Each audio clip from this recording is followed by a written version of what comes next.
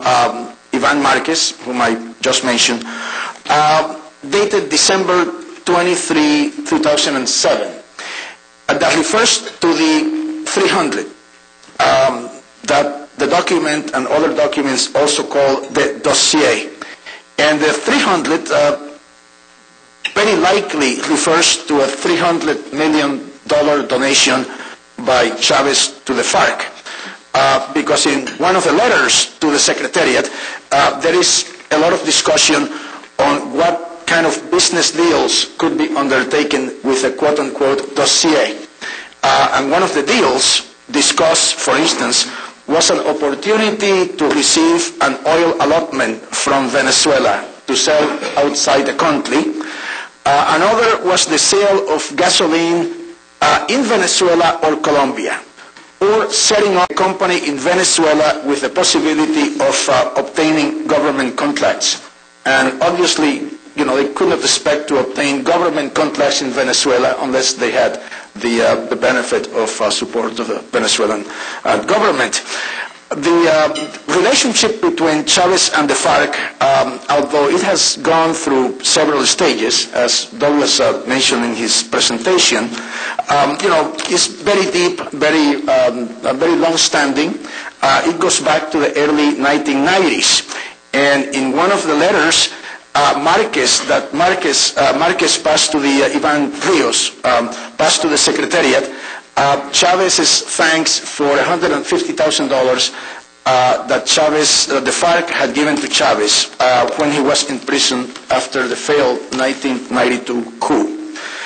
The documents also reveal close contacts between the FARC and senior officials in the government of Ecuadorian President Correa, a close ally of Chavez. In a message dated January 18th, Reyes said that he met with Raúl Reyes, the FARC commander who was killed, said that he met with Ecuadorian Internal Security Minister Gustavo Larrea. And Reyes mentioned that from that point on, they would refer to him as Juan. And he said that according to Juan, President Correa was interested in establishing formal relations with the FARC. He was willing to coordinate activities around the Ecuadorian-Colombian border and to change military and police commanders on the Ecuadorian side to get rid of those who were hostile to that arrangement. And moreover, this is amazing to me, the Ecuadorians asked the FARC for information that could be helpful in changing these, unhelpful police and military commanders. There are also reports, and this is moving out of the documents, of Venezuelan back activity, not just against Colombia, but also against Peru.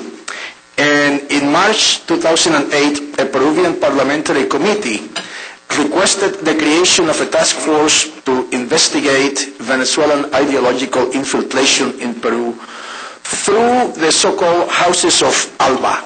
And there is about 200 houses of ALBA operating in Peru. They also operate in Bolivia and in other countries.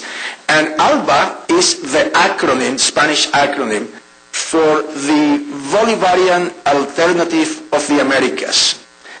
This is an initiative that was launched in Havana in December of 2004 with the aim of consolidating strategic alliance between the Cuban and Venezuelan governments and with ideologically aligned governments and movements throughout Latin America. This is the Latin American side of the Chavez regime's links to terrorist and subversive activities. But there is another side to these linkages, and that is with Hezbollah, because that is another strategic link of the Chavez government. And Hezbollah, as you all know, it's a group that is very closely integrated with the security agencies of the Islamic Republic of Iran. And in fact, there are Iranian officials in the higher body of Hezbollah. So they're integrated very, very closely, and Hezbollah acts as a surrogate for Iran through its international activities. The Hezbollah has been active in Latin America for well over a decade and has a base among some sectors of the Latin American Lebanese communities. The group was responsible for the bombing of the Israeli embassy in Buenos Aires in 1992 and the bombing of the Jewish Community Center also in Buenos Aires in 1994. Like Hamas, Palestinian Islamic Jihad, and other Middle Eastern terrorist groups, Hezbollah originally was largely based in the so-called tri-border region of South America. That's the area of the border between Argentina, Brazil, and Paraguay, around Ciudad del Este. But there are indications, and this is very important from a counter-terrorist perspective, that in recent years, because of the increased international surveillance of terrorist activities in the tri-border region, these groups have been migrating to the northern coast of South America, where the close relationship that the Chavez regime has forged with Iran has produced a more favorable operating environment. And according to the Venezuelan investigative reporter Patricia Poleo, the fellow named Tariq El-Assami, who was, when she was writing, the Venezuelan Vice Minister of the Interior of Justice, and he replaced this Rodriguez Chacin that we have talked about earlier.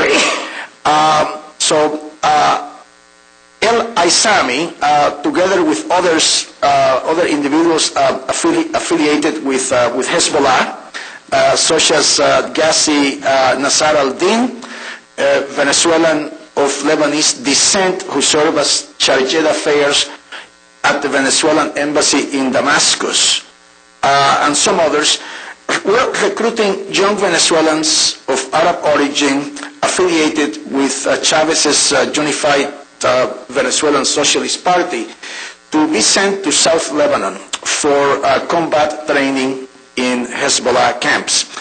And the purpose of this training was to prepare them for asymmetrical warfare against the United States. Again, according to Poleo, once back in Venezuela, these persons were welcomed by members of the Islamic Center of Venezuela, which previously had been involved in illegally bringing Hezbollah Lebanese persons through the area of Margarita with fake Margarita Island with fake passports. In June of this year, the Treasury, the U.S. Treasury Department, designated this person, Ghazi Nasser-Din, together with another Venezuelan named Fauzi Kanan, as Hezbollah supporters and froze their assets in the United States. According to the Treasury statement, Nasser-Din used his position as a Venezuelan diplomat and the president of a Caracas-based Shiite Islamic Center to provide financial support to Hezbollah. He also reportedly met with senior Hezbollah officials in Lebanon to discuss operations and facilitated the travel of Hezbollah members to and from Venezuela and to a training course in Iran. He also facilitated the travel of Hezbollah representatives in the Lebanese parliament to Caracas to solicit donations for Hezbollah and to announce the opening of a Hezbollah-sponsored community center and office in Venezuela. The other person named by the Treasury, Kanan, was alleged to be a significant provider of financial support to Hezbollah and to have facilitated